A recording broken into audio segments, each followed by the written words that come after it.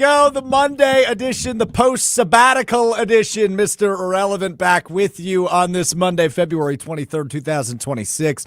Whole crew's here. Alex Strouf back from Florida. Joshy DiMaggio back from NOLA. Will Sommers, Hunter Vaughn were here the whole time. They just didn't do a show. But good to see you guys nonetheless. Hi, Will. Still here. Still here. Always here. My back's a little sore from carrying the team, but it's all right. Yeah. I'll get over it. How many pieces of content did the Mr. Irrelevant feed put on last week? Just out of curiosity. I was thinking it was a reset week. It was a planning week. Oh, sure. I got a lot of wheels turning. That's all right. Just uncertain why your back hurts then. David chimes in. Today's episode about to hit like a cold sip of water at 2 a.m. Yeah, it is. I got so much on the brain today. We're going to fly through the next hour. I'm going to fix the Packers. We're going to run through everything we missed rapid fire style because we got a lot of things to catch up on. So let's get to it. I've got a top 5 list of things we missed over the course of the last 10 days since we've had a show. It's going to take a while, so we don't mean music or anything. But I'm just going to give you a topic, and I want everybody to chime in on it, and then we will move on to the next topic when we deem fit. So the first thing we missed was Rich Bisaccia just decided to step down 40 days after the season ended, and none of us, or me and Josh, weren't here. They announced it, was it Tuesday night? So was that when you were flying? Did you fly out Tuesday or Wednesday? Wednesday. Okay, so you hadn't flown out yet. I was several drinks deep at a food truck park on Tuesday night in Florida, and I saw this news come across. I'm like, what the hell's going on here? So we have no additional information since that point, though, right, Joshy? Right? Like, all we have is he has decided to step down as the special teams coordinator and leave the organization. Matt LaFleur thanked him and complimented him and said he was such a great culture guy and such a great coach and all this good stuff, which I believe to be true to a point, right? I think he is a great culture guy. That's all we've talked about since the season ended now over a month and a half ago. But now it's okay, why? And obviously we hope he's okay. We hope everything is okay with him in terms of if it's a medical thing or anything of that sort, or if it's truly just he contemplated for a month and a half and decided, you know what, maybe I should retire and call it quits from coaching. The timing sucks. And I wonder if this was Matt LaFleur waited way too long to make a decision and they just rosed it up, perfumed it up a little bit and said, hey, all right, he's stepping down rather than he was fired. Or is it truly Rich Bisaccia said, I think I'm done. Where does your head lean about a week, just under a week removed from the news? I don't know if there's anything I can say with any sort of certainty. It's strange. I think the way it played out is weird. It's hard to also gauge, I don't think he was flat out fired. That just doesn't make sense with the timeline. If you're going to make that decision, you would make it earlier. It just doesn't make sense to enter into the hiring cycle so late. Do I think there was some differences they might have had that they didn't anticipate being a big thing that then caused a mutual parting of ways of sorts, but they let him say he was stepping down? That's certainly possible. Or could he think that this team's a sinking ship and he doesn't want to be part of it and he wants to get away from the stink? Everything's a possibility at this point. Yeah. The problem is in the absence of information, people start to speculate, draw their own conclusions, and sort of fill in the blanks the way they would like to, which is why this is such a weird thing to do at the time they did the way they did. I certainly don't think Rich Bisaccia is going to be retired unless there's some circumstance we have yet to learn about. It sort of seems like they just had something happen in the aftermath that they thought, well, we'll work this out, and then they didn't actually end up working it out. I don't know what it is or what it could be or how it, granted, I didn't listen to the week of content following Rich Bisaccia. Did anybody have any reporting on what happened, Will or Hunter? It seemed like the overall fallout was fans were very negative about it, and all the analysts and the writers and the players and the coaches stood up for Rich. And I kind of think there wasn't really a specific on the decision making, but the only thing that I think of is, don't you think if this was a premeditated move that they were planning on firing him, they would have told Byron Storr, hey, right, don't go take that job with the Browns. Right. You are going to be the next special teams coordinator here. Because I can tell you he'd rather have a job with the Packers than the Browns. That is probably a safe assumption.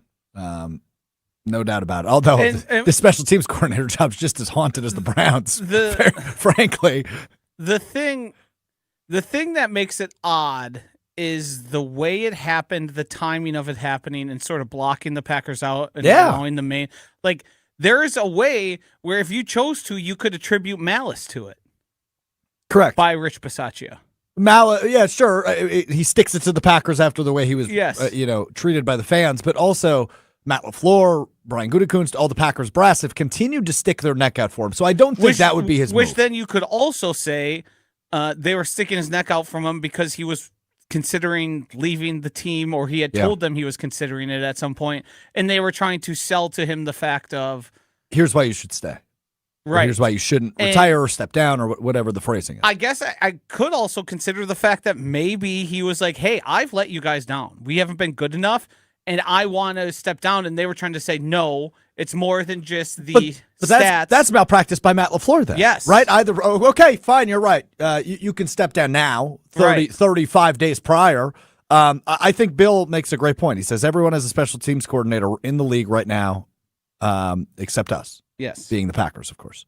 So that was the biggest piece of news that puzzled me during our sabbatical. Number one, Rich Bisaccia stepping down as the Packers coordinator. We'll keep you updated on that search, as the Packers have 6 days removed to name a special teams coordinator, unless I missed that. I don't think I did, right? They have not hired a special teams coordinator as far as I'm aware. I got to be honest, dude. I was so unplugged the last week. I missed a lot of things that I caught up on yesterday. But this is the piece of news where, like, I tried to read up on it, but there's really no information other than the release from the team last Tuesday, which is still strange to me, but hopefully we get more as the week rolls on. Piece of news number two is the U.S. men's hockey team winning gold yesterday morning. Unbelievable. I landed in Milwaukee at about 9:50 a.m. yesterday, Central Time, and the game was about to start in overtime.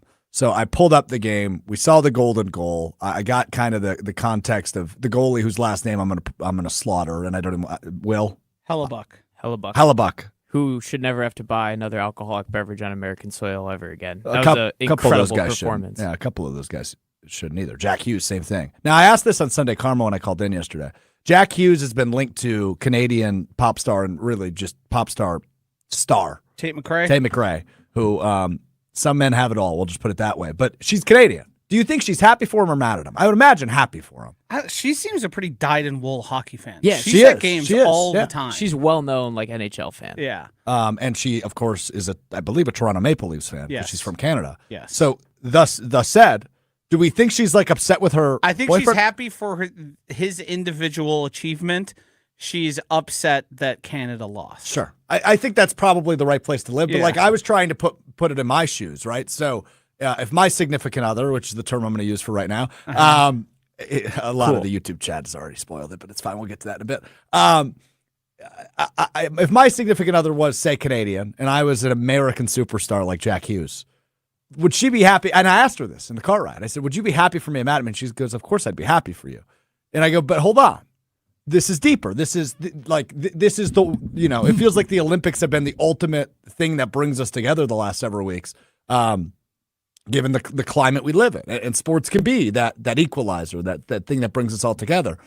Everybody was rooting for the U.S. yesterday, except maybe some Colorado Avalanche fans just because of how many Avalanche players were on Team Canada. But no, you're still rooting for the U.S. Exactly.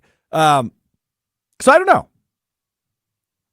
It's weird because I don't think they've been dating long enough where you can put aside your Canadian hockey fandom for your boyfriend. I think they've only been together like 6 months. It's interesting that the first thing you decided to go to, and it probably says a lot about us, is Jack Hughes and his girlfriend Tate McRae.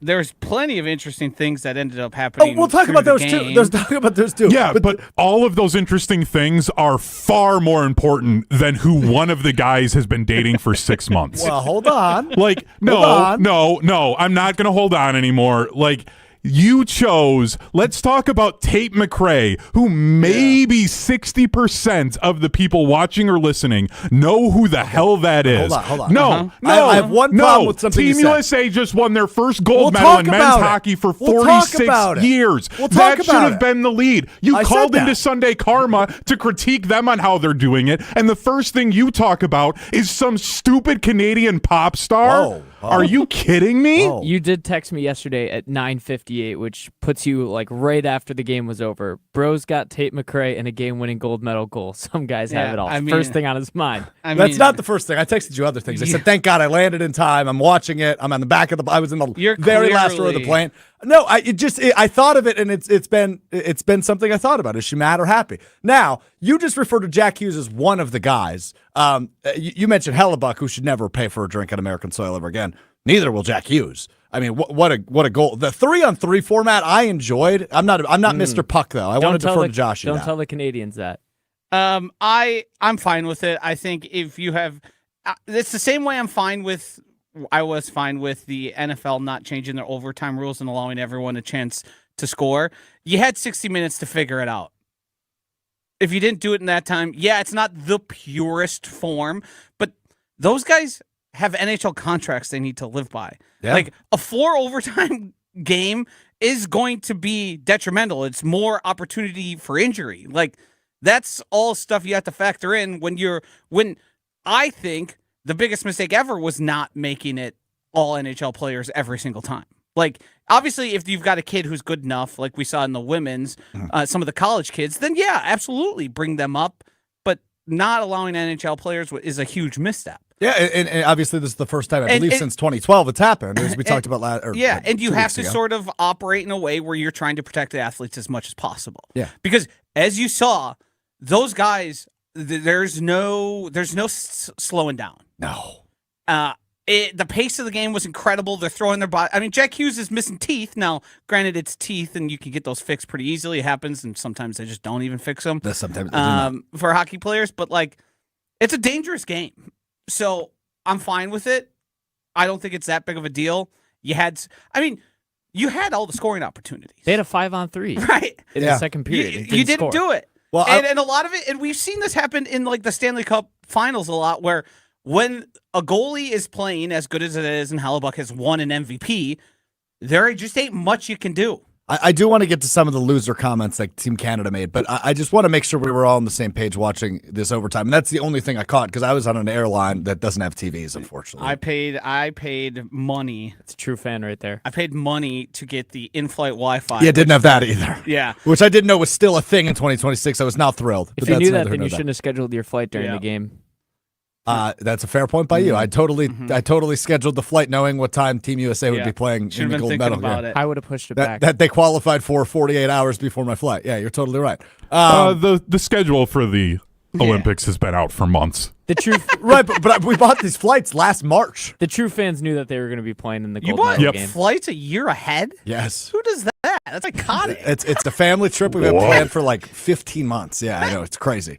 So, yeah. Anyway. If you plan a trip for 15 months, there's no possible fun it could be where it wouldn't be a letdown. My brother 15 months. had a child between when this flight was scheduled to when we went. There was a full-blown pregnancy and now a 2-month-old child since this trip was booked. Crazy. Yeah, They had to figure out lap babies and stuff. I mean, crazy stuff, dude. Real crazy stuff on that. All right, well, you've catered some of the loser comments. Catered, collected? Isn't that all the same? No. Cashade? Just say collected. Saved, collected. Put together. Yeah, all the above. Catered is you're serving food. Yeah, he's about to serve us some of the loser Missed comments. some time and he's trying to big time everybody and act like he's got this great vocabulary all of a sudden. He's trying to gaslight us into thinking Yeah. he actually knows words now. We He's going to cater to us loser comments. That works. now when you refine it to fit the exact definition you're looking for. We are yes. back, baby. We're so Yeah. back. Yes. All right, well, No one says that, but it works. loser comments. Team Canada, go. Here we go. This one from JD Bunkus. Honestly, if you're an American celebrating that win, you're a casual who doesn't know puck. Totally fine. Grow the game. This is the same guy 2 years earlier No greater American hockey tradition than losing to Canada, making excuses, and being poor sports about it. Tough look for that guy. That's a horrible look. Nathan McKinnon, you be the judge of who's the better team out there today. Yeah, the scoreboard's also the judge. See, the thing is, he's right. You just can't say it. Yeah. But hold on. Yeah, the U.S. had no business winning this game, that's but the how fact that they did is what makes it even better. Yeah, That's how their team was built, though, to like take down giants like Canada and play like that Yeah, defensive no, brand of hockey and be gritty and tough. The game went exactly how the Yes. U.S. needed it to. Now, would it be such a good strategy if you don't have the reigning NHL MVP who's playing the best hockey he's played in a long time? Probably not as good of a plan. Yeah. Probably doesn't go as well. Now, my favorite But response he to is this. accurate. My favorite response to this quote, though, was, "Hey, man, you're at the Olympics. There are other sports involving skates that have judges. If you would Yeah. like to do that instead, yeah, fair point." This one, I can accept the fact that USA won, but what I can't accept is these fair weather American fans claiming that they own the sport now because they won for the first time in almost 50 years. I mean, swept it this year. Swept it. Women's and men's both got the gold. Hockey runs through America now, Yeah, and that's coming from a casual, admitted casual me. a lot of that is just clever trolling because we know that's what they're hanging on to. So they're playing right into our hands. Yeah. Like you saw plenty of people pretending to be giant hockey fans yesterday just to get under people's skin. Dave Portnoy did. Theo Fleury got mad at him, right? Did you save that one? I saw that. I did not save Yeah. that one, though. Yeah, he was it's very just- upset. Hey, guys, we've got Ben Brust waving a hockey flag, Alright. or excuse me, an American flag in his front yard. I've been around long enough where Ben Brust is a fake Olympics guy, so he's going to be fake, okay. super excited. I mean, I was excited, and I enjoy the Olympics, but that's like the nice thing about, I called it the great unifier earlier, the Olympics, because everybody kind of rallies around their home country. Yes, and I had a unique experience yesterday because on our flight, we were watching it, and people were celebrating when they scored the first goal. And then we got off the flight, and every restaurant and bar had people standing and milling around watching the, like, I was 2 people deep watching at one point behind other people who were all. Did you fly out of Milwaukee? I flew into Milwaukee. I might have just missed you. I landed around noon. Well, the game was over at noon. Yes, but I was in St. Louis. Oh, Layover. I follow. Yeah. Uh-huh. Here's the tweet from Theo Fleury. Here's a thought. Stay out of the conversation and let the hockey people talk. 3-on-3 isn't hockey. It's a gimmick that doesn't in any way, shape, or form belong in hockey at the highest level to decide an Olympic gold. See, So I do understand that take. That's loser talk. No, this It's It's a the bad same take. rules for everybody. I can tell you exactly what this is. As somebody who at different points in my life has followed hockey a lot more closely than I do now. Hockey people love to tell you how great their sport is and how enough people don't pay attention. But when other people get involved in their sport, they get precious over it and they try and protect it and say you don't know what you're talking about. When it's like you can't have it both ways. Either we're growing the sport and not everyone agrees with Stephen A. Smith when it comes to NBA or NFL takes. But when you've got a bigger piece of the pie and everybody's commenting on it, that's going to happen. So telling everyone they can't be part of it is like, we understand the sport enough. I'm proud of you guys for not saying I shouldn't comment on it. I mean, it's the Olympics. At this point, everyone gets to now trying. There's a difference between like enjoying it, watching the game, Sure. celebrating the win, and then like trying to be I'm the hockey guy around here, which you're not doing. It would be different. No. I am the hockey. No, I've been doing the puck guy bit for months. What are you talking about? That is the I'm one- the biggest Connor McDavid fan in the world. I started the puck guy. No, that was me. What are you talking about? You were all in on the Packers still after Micah Parsons tore his ACL, and I was saying, no, I'm on the puck. No one will let you know that they're diehard fans like hockey fans. Yes. Like I was at a bar yesterday and I noticed like the guys that were like actually knew what was going on, knew every player, were just like saying things to let you know that they knew puck. Yeah, oh yeah. Just give you a little heads up. Yeah. You're dealing with an expert. Also, the people that are anti the 3-on-3, I think Eddie Olczyk did a great job on the TV broadcast of talking about 3-on-3 and how the game changes and how it goes from you're playing as a 5-man team to you're playing 1-on-1 hockey now, and you've got to try and figure out a way to make it 2-on-1, and that's how you're going to win this game, and that's exactly what Team USA was able to do. I mean, When Connor McDavid got that puck, Yeah. and he's just flying down the ice because he's the best player in the world. The 3-on-3 benefited Canada so much more. They had the 4 best like offensive hockey players in the world. Correct. Yeah, I mean, they had if you were to, by many lists, 3 of the top 5 players alive were on the ice for them at any given moment in that final Also, overtime. I saw this take and I really loved it, where a lot of Canadian fans are talking about like, oh, the U.S. only won because of Connor Hellebuyck, like that's the only reason why. And I'm like, yeah.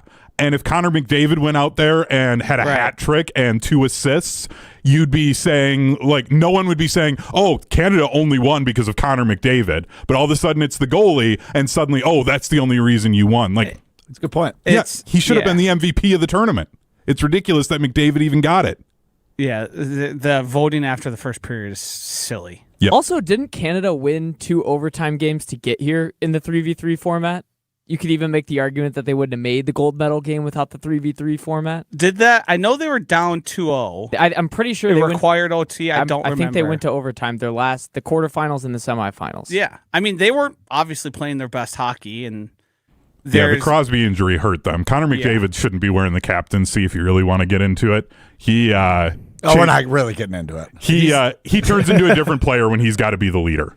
He kind of chokes. Always the bridesmaid. Never the bride. Connor McDavid. It's true. Can't win the big one. See, the thing is, I thought he was excellent. He's so good. It's not terrifying. It's not a James Harden where he the moment comes and he falls apart.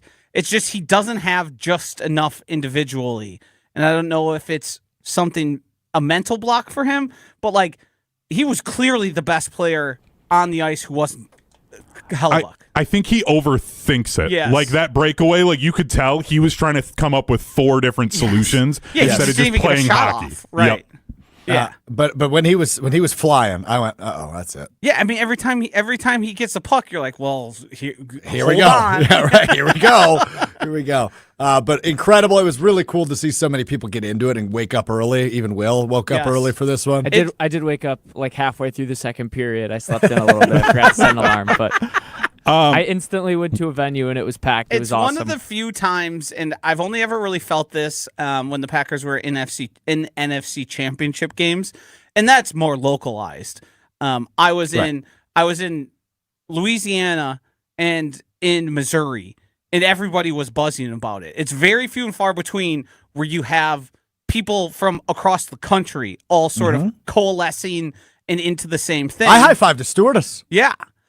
We call them flight attendants now. Thank you very much. Yeah, what is this, the 60s? Oh, I thought it was the other way around. I thought we don't call them flight attendants. I know. I must have had it backwards. I apologize to all the flight attendants out there. That's my bad. I really thought it was the other way around. I did want to say, too, because I really wanted to share this. So I ended up I came in to work the board here in Madison for Sunday Karma. So I'd gotten into the studio just as overtime was about to start, and I had it on the TV here. And then the second that goal went in and the U.S. won, my phone starts going off, and it was my dad calling me from his cell phone that he rarely ever keeps on him. So he was holding it on him to call me. Yeah. He had to then hang up and call me a few hours later because he was tearing up. He was so happy about them winning that gold medal. He didn't even cry when I got married. Like, that's the type of man he is. And that's what this meant to him and like people who follow this stuff and the heartbreak of 2010 and all of that stuff. So just doing simple math, I would assume your father was older than 14 or something like that when he had you. Therefore, he was alive in 1980. He was 20 in 1980. Okay. So, I mean, he's witnessed both of them. I mean, obviously 1980 is more special. It's called the Miracle for a reason. It's a more of an upset. That's why they make freaking movies out of it. But this was pretty awesome. Yeah, I mean, it's been recent history has Team USA should have won more of these since. Yes. Against a team like Canada. It's just Canada has Connor McDavid and Sidney Crosby and all the guys who seemingly elevate themselves where it's just too much firepower for a U.S. team to have to take control. The interesting thing is youth enrollment in hockey in the United States is at its highest point ever. It's like climbed up. It's only going to go up precipitously for a long time. And yes, this is one of the things that now dozens and dozens of kids are going to say, I want to play hockey now. Now hockey's interesting because it's so expensive. I played it as a kid, but would have never been able to do it without like my grandparents paying for it. So it is still limiting in that factor, but a gold medal for a guy, and this is probably where you should include Tate McRae, A young kid who says Jack Hughes is awesome, sees him with his teeth knot in his head, and then realizes he's dating the pop star they also know from music. That's the type of thing where kids go, I want to be a hockey player. And that, ladies and gentlemen, is how you go full circle on Mr. Irrelevant. Let's move on to number 3. Quickly, Giannis comments from last week. So he did the one-on-one sit-down with Malika Andrews. This is from a European outlet, which he said this in Greek. Quote, I don't know if I'll leave. It's not up to me. If it was up to me, maybe I would have already left. To a year and a half. In a year and a half, when I become a free agent at 32, it will be up to me, end quote. Not great. Not great. And the Malika one-on-one was interesting. It's a good watch if you haven't seen it. It's available in full on our Twitter page, Malika Andrews of ESPN. Can I jump you here quick, and I want you to react to what I'm going to say? Yes. I'm so over in terms of the Giannis, does he want to go or did he actually request a trade, that to me, that comment didn't even register. Like, it didn't even feel like, oh, I was right. It's like, yeah, the guy's gone. He's been gone. And he's tried to be gone, but the Bucks have prevented his goneness. I would say the other part of this is I'm not over it, which you are, because he has yet to explicitly say anything. Well, right. And he's purposely doing the pussyfooting around where he's like, will I, won't I, will I, won't I? He's Aaron Rodgers-ing it. Yes. Yeah. He's Rodgers was immunized, vaccinated. Okay, well, come on. That's what he's doing. He's saying all the things you would say if you were to request a trade I'll give you that. without saying the actual I just words. hate that that's the example, but you're right. You're right about that. I'm kind of with you. I read these. I've seen people online being like, this isn't a trade request. You're still making this up. And I feel pity for them now. Oh, you sweet little thing. And your heart's going to get broken. You are going to be devastated I mean, when he refuses that Supermax. Right, when he says, in a year and a half when I become a free agent at 32, it will be up to me. That means, okay, they better get something before they get nothing for him. And maybe they can change his mind if he does. Can they get him to a point where he does sign the Supermax? That's obviously the big question here. Short of economic collapse and his investments all going belly up, I'm having a hard time seeing it. Well, is that too far, Hunter? No, I was just given one of his recent investments that I think is a moral gray area for an athlete to be investing in. That could happen. Right. You can't rule it out at this point. Can't rule it out. All right. So that's the Giannis talk. Number 4. This is just a wacky story that I found really interesting. I actually thought I was reading The Onion at first. I thought I got pranked. I did too. And then I realized actual news publications were reporting on this. So the Brewers gifted, I think it was somewhere in the area of $25,000 to $30,000 to the city of Milwaukee. 30 and change, I thought, or 27? I think it was like 29 and change. The city of Milwaukee accepted this donation from the Brewers to fill city potholes. It was for the machine that fills potholes. Now, they're going to fill more potholes. And if you've driven to Milwaukee like we all have, there's a lot of them. Especially on the city streets downtown. The Brewers are paying for this machine for the city of Milwaukee and then going to cover up the potholes with a Brewers logo. Yes. Which I honestly view this as both terrific marketing and, it's a fun little touch to the city. I don't know if other cities or other sports teams have ever done this. I would imagine not. I think it's genius by the Brewers, and I'm glad the city of Milwaukee said, yeah, we'll take it. I think it's very clever marketing for an owner I'm critical of. It's a good gesture. It helps the city, and it's a fun little thing. There is a part of me, and this is maybe a little protective or being a little too precious. I feel like it could be a hazard. People getting too excited about seeing a broken. Yeah, so I was actually just about to bring that up, right? Like, is this going to become a scavenger hunt where people are running into the middle of intersections and be like, holy crap, I found one. Yes. I hear you on that. I had the same thought. I'm like, I love it. It's a great move by the Brewers, but... And now, because this is an advertisement, putting a logo on it, and now advertisements are not only over your airwaves, inside your car, in the billboards, it is now roads. On the streets. Yeah. Also, I mean, the state did just give them, what was it, $500 million? Right. To help with stadium renovations. Like, okay, thanks. Yes. Yeah, I don't ever want to go after them for their community initiatives because they do stuff. Yes. They do a great job, absolutely. But yes, it does feel like this is the least you could do, and it's a fun, clever way, and it's a thing. I think if you spend any time in Milwaukee, you end up going like, goodness, like I know on my route home where exactly the potholes I need to avoid are, so I can swerve out of the way or go over the middle of them, because they're so bad and they're so frequent that you just learn over time. Like, well, I know on this street I'm going to be running into that guy. That's true. That's very true. Yeah, instead of just getting like mini earthquaked in your car, just be like, thanks, Brewers.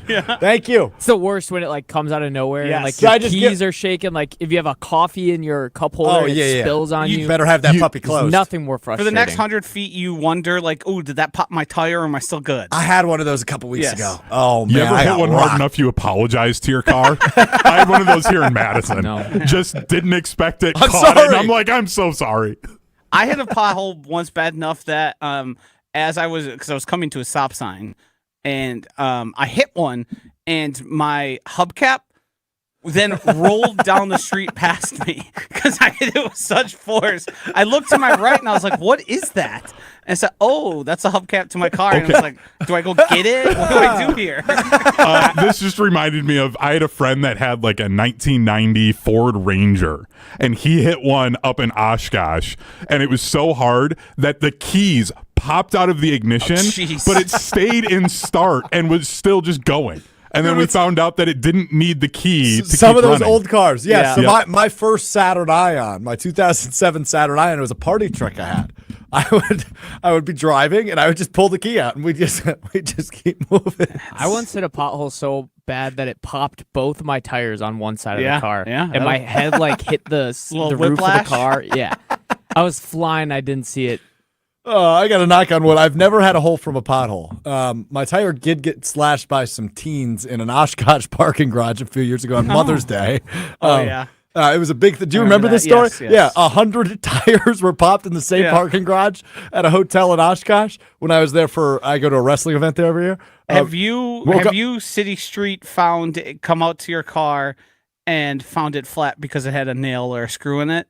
Again, knock on wood, I have not had that happen yet. That's one of those Milwaukee rite of passages. Yeah, sure. I just don't drive enough. Yeah. I don't drive That a lot, helps. so I walk But pretty much everywhere I go. Throughout the course of my time, the decade or so off and on I've lived in Milwaukee, I think I've done it 3 separate times. You walk out to your car and you're like, well. Now, there we go again. Usually when Josh says these things, he speaks them into action too. Like when he said it's a rite of passage to get your car broken into, and less than a month later my car got broken into. Well, you know what's coming next? You know how to change a tire. He said it to you. Do you know how to change a tire? Yes, I do. I've changed one before. Good. Come on. I'm actually surprised, and I don't mean to be insulting by that. That was insulting. You don't know how to use an oven, but change a tire.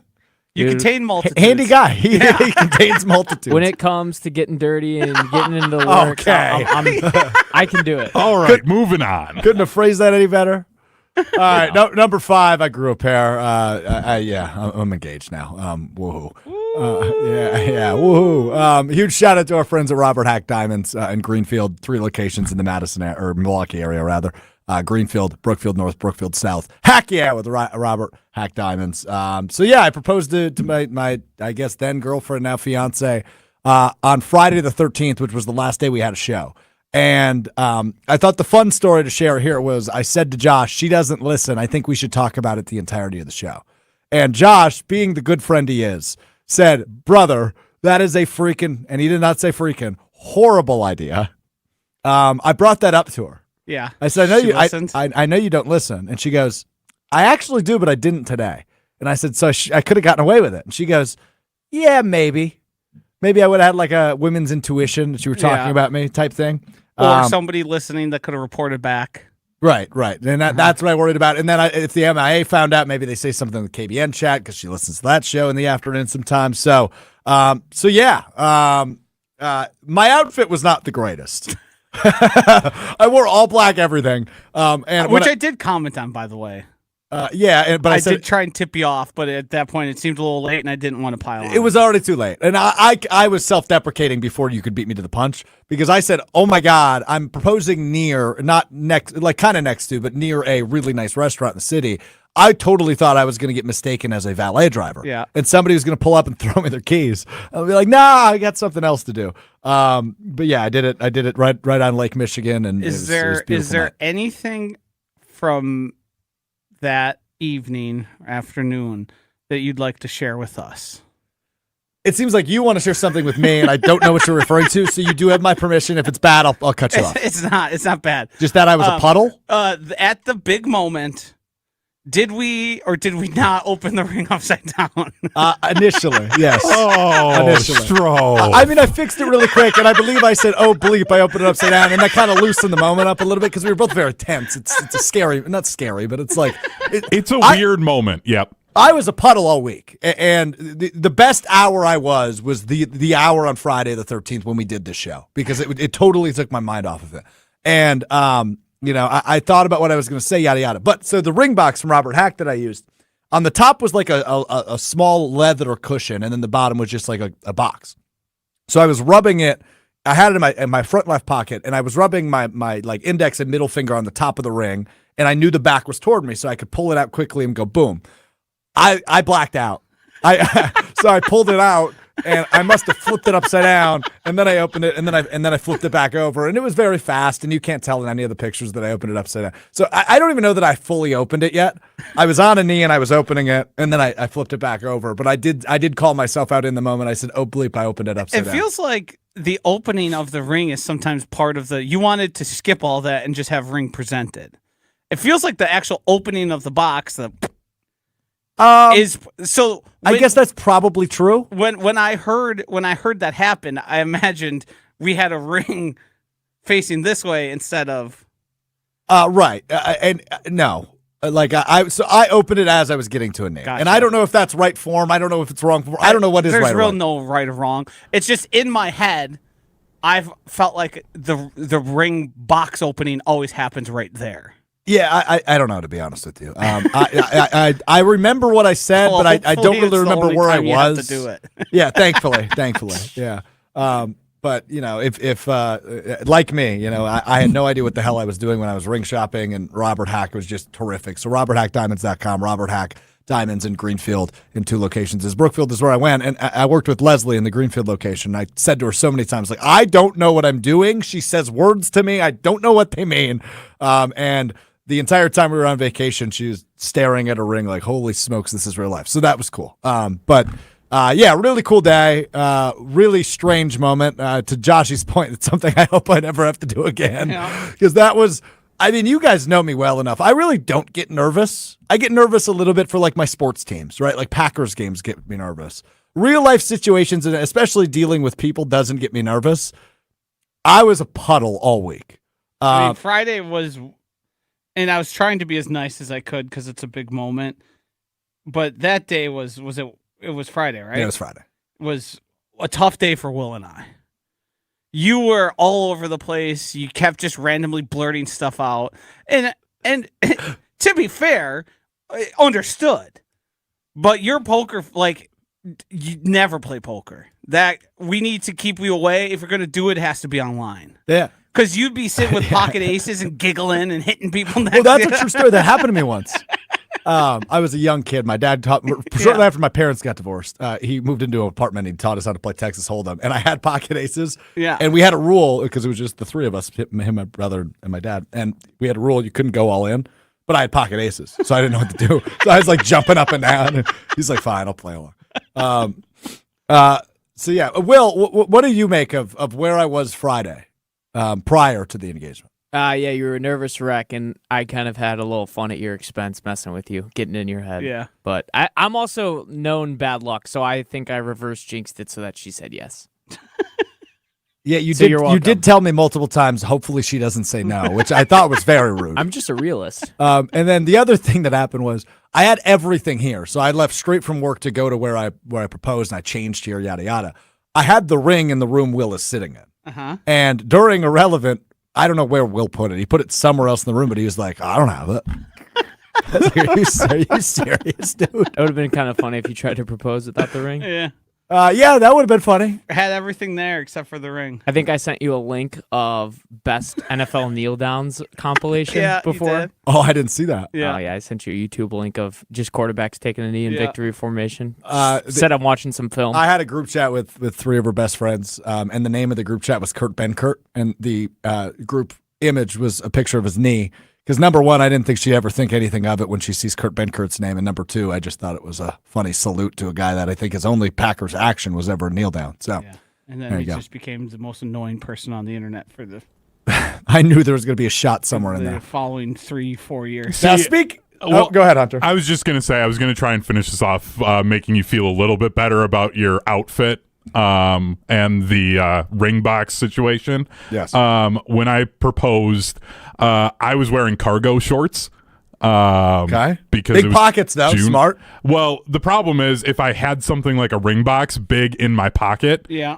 like Sarah would have picked that up And real the way quick. and the way you did it, it wasn't like she showed up somewhere, you were with her and then proposed Right. to match it. Yes. Yeah. I was like, oh, let's go back to the place where we had our first date for lunch or whatever. And it was like Nice. during the pandemic or just kind of as people were, or no, it was during the pandemic. Here- And like, I didn't have the box then. So I kept like putting my hand on my leg to make sure it was still in my pocket. Cause I'm like, oh, if I lose this thing like in my car and then have to walk back as both of our sisters are there, like, oh, that would have been so bad. Here's the good thing for you.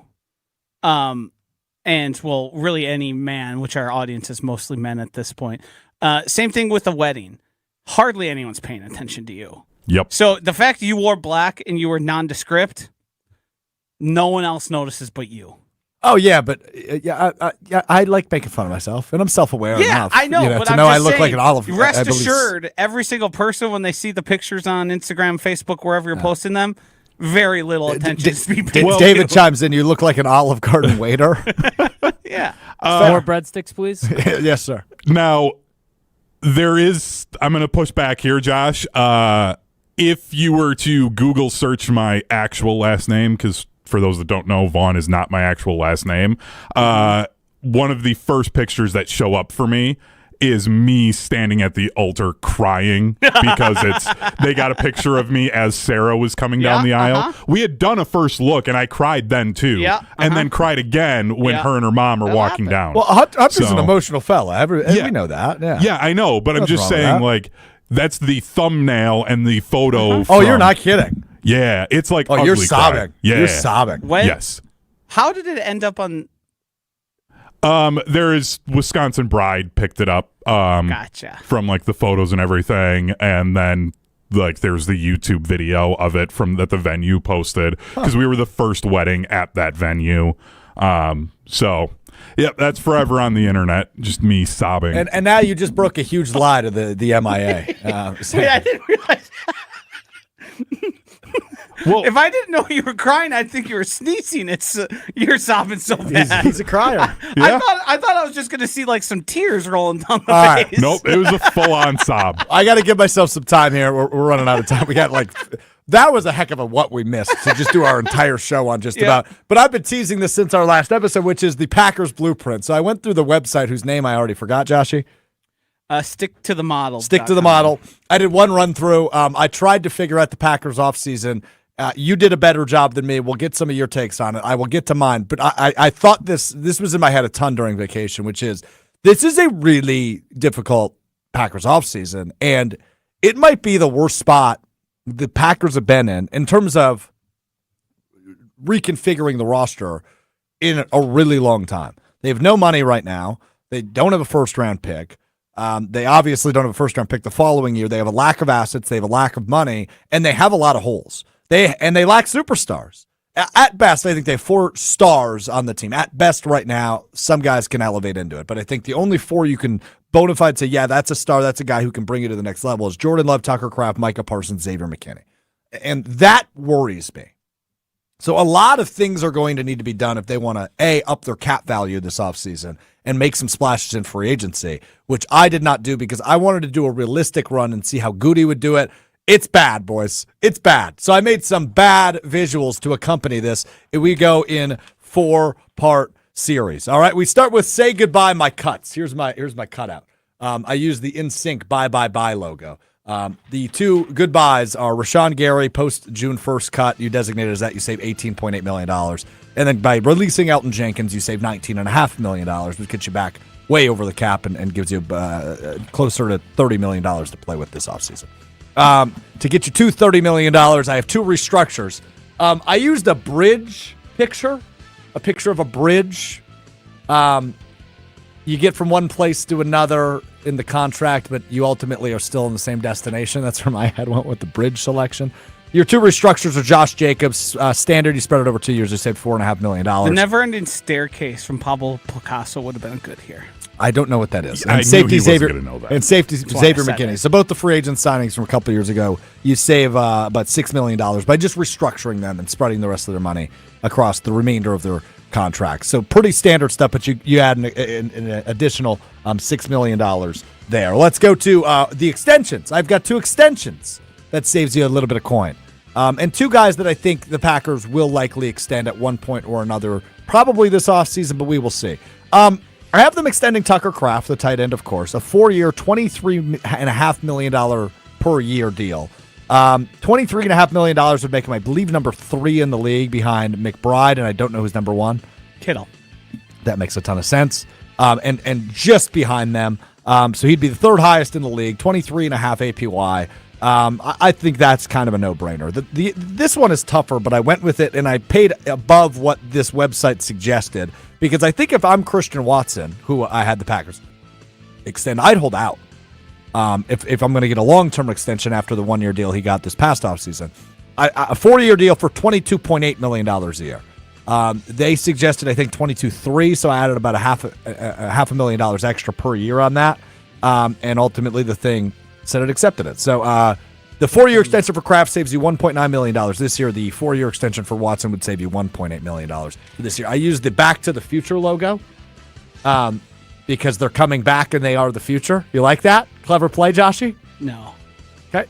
That's okay. You've done such a poor job at this.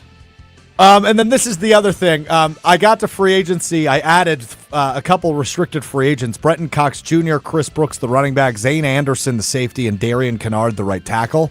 That was $14 million. So I'm running out of cap room already. And then the only free agent I was able to add was Sean Ryan on a 2-year deal for $10 million APY. I used Mace, Welcome Back, the cover art from that song.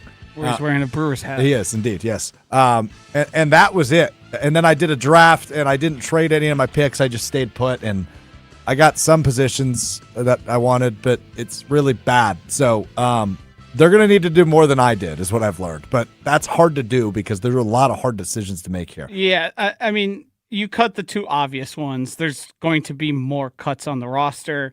There was a time where Pierre Strong was a potential option. He's making $1.2 million. That's just a cut. Move on. Save that money. They've also got Damian Martinez, another running back. That's right there, $0.9 million. Lucas Haversick is making $1.1 million. That's another cut. Brandon McManus, I cut. Get rid of him. That saves you. They're not going to do that. 3 points. I don't know that. It's very possible. He was terrible. He was bad. It cost him a game. That's true. I cut and saved $1.9 million on Lucas Musgrave. Just hey, I'm going to. You love calling him Lucas. I'm just going to draft another guy, sign someone, find. Clearly, what he does best is not what the Packers want him to do best. Especially if you're extending. Correct. You also have Desmond Ridder, $1.1 million. So that's a guy who I think they're going to bring to camp, though. I'm sure they will. Sure, I guess you don't need the cap finalized until you get your 53. Right. So the significance of that, it doesn't really matter. Your extensions were bad. You were way too short-sighted. You could save $6 million by extending for 1 year Josh Jacobs. Rather than a restructure, I should have extended. You also, for some reason, forgot to extend Devontae Wyatt, who's playing on his 5th year. So if you give him an extension, you save like $9 million. So I did forget that for whatever reason. So I need to do another one of these. I just did one run through. You can also extend Xavier McKinney. I restructured him. Yeah, you can extend him and save yourself money. I don't know if they'll extend either of those guys though. Jacobs or McKinney. McKinney maybe. McKinney for sure. McKinney. I think they end up. You don't have any other running backs. You can't go into the season with 0 running backs. Well, that's what I'm saying. Right. So you cut Pierre Strong and the other guy. Yeah, sure did. I opted to keep my guy Chris Brooks and restricted free agency, but he'd be making $3.5 million. No, I he's don't not think going that's to make happening. that much. No, you let him go test unprotected free agency, Yes. or you let him go test free agency. So and then you with match all whatever the he with gets. all the effort I did, I was able to sign probably the premier guy who would instantly upgrade everything on the Packers offensive line. That's Tyler Linderbaum. Oh wow. Yeah, pretty important, huh? I was also able to sign Rashid Shaheed to a very friendly deal. I would love that. I don't even want him necessarily to play wide receiver. Put him on Kick kicks return. and punts and just let him do his thing. I also signed Job, the cornerback from Seattle, and then also Darian Kennard. I re-signed in free agency. This guy, yeah, he's unbelievable. yeah. You're better at this than me. And then the draft, I just sort of took needs. Like I ended up with, That's I know the kid I- from Iowa that most people know, Yes. Jennings Dunker, because he's a redhead with a mullet. He's a sick looking guy. He'd work out well Yeah, in you Green just Bay. fill offensive. I basically went offensive tackle, So cornerback, I guess defensive tackle. to rope all this together, what you are saying is there is ways to make things work, because what you just said you did in free agency is kind of mind blowing. I Yes. wouldn't expect maybe that No. much, but No, I definitely pushed it to its furthest limits. but your point is, if they want to capitalize on this window, this is the offseason Yeah, to do that. I didn't even do any restructures. I elected to extend. I'm sure some people are going to find themselves restructures. I bet you could do a restructure with Jordan Love and save yourself a decent amount of change. I don't know if the Packers will end up doing that or not. I think just it's for future. I think it's just too early. Yeah, for maybe future next year. future cap health. But I take Brian Gutekunst at his word that they can get done whatever they need to in free agency if they're pushed to it. Now, how motivated are they going to be to do that, and how much is he going to do the classic borrow from the future to pay for now? Because you also can do the front-loaded stuff, and you can sort of put yourself in a bad cap spot now. But if you think, hey, we've got a 2-year window here with everything going on in Green Bay, and once that 2 years up, we'll kind of pay for it and then move on and separate with a lot of these guys. Okay, we'll dive deeper into this on Wednesday, because I am still nervous, because I just think they are pretty conservative when it comes to a lot of these moves. But maybe they prove me wrong, because obviously Goody went out and traded for Micah Parsons last offseason. So maybe they are realizing, hey, it's championship or bust time, and we need to do whatever it takes to get us to that next level this year. And I know a lot of the talk inside 1265 is, we were close, we just got bit by the injury bug. If we were healthy, we'd be as good as or better as Seattle. I don't know that I buy that. If they don't get aggressive in terms of extensions, cutting, and restructuring, then everything that happened in the postseason with everyone coming back and it being kumbaya That's a bad idea. is all phony. But the good news is, since we last spoke on the 13th, not everybody's coming back. You're going to have 2 new coordinators, which is what we expected, at least 2 new coordinators. Right, but neither of them were by choice. Well, I'm still confused in the Bisaccia one, to be real honest with you. So with what we know right now, he was signed. He was going to come back, right? Yeah. So whatever it is, and let's be honest here, the special teams don't often affect that many games.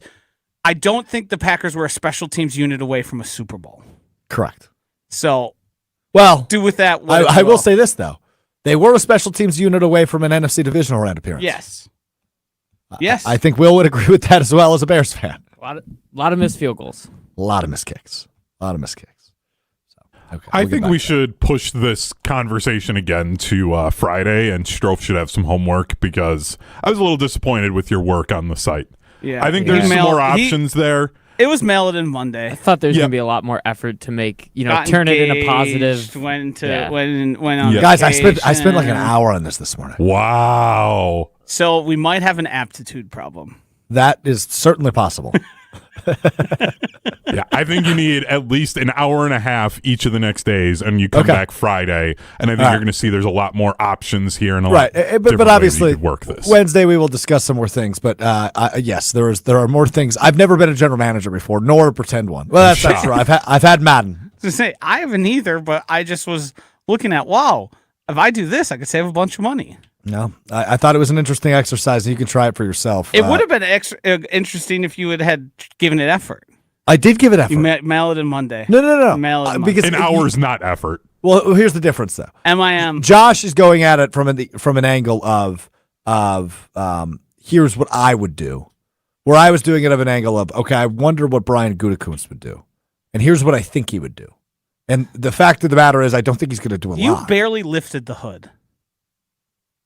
You walked up to the car and said, I don't know, maybe it's the radiator, and then walked away. No. And here's the thing. Brian Gutekunst has barely lifted the hood because he walks up to it and goes, oh, everything looks good. No, he's the only one we can say truly believes the Packers need to be pushing for a Super Bowl. He certainly gave it new wheels last year. Yeah. Yeah, no doubt. Yeah. He did the biggest move in the NFL. He did. Singly the biggest move. That's what earned him an extension, but he needs to do more. It's not enough. The only person I can say with conviction that is committed to winning Super Bowl is Brian Gutekunst at this point. I mean, I'm not disagreeing. Just given the Micah Parsons move, he gets that just because of that. But the other part of it is, Joshy, is that's still not enough. This team lacks superstars. Jordan Love, Micah Parsons, Tucker Kraft, Xavier McKinney. That's it. You need superstar. You need star power. And when you look at the other positional groups, you go, oh, they need to upgrade there. Ooh, they need to upgrade there. They're not going to have Quay Walker. What are they doing at linebacker? They need more corners. They need better corners. I think you're just too familiar. They're lacking depth. I think other people look at it and go, there's plenty here to get something done. They're a good team, not a great team. And they've been stuck there for the last few years. And now it's But they also played like a great team when they were healthy. At times. Yeah. They also lost to the Browns. And then their head coach cost them games. Fair point. We are running out of time and we need to talk about something that we haven't talked about.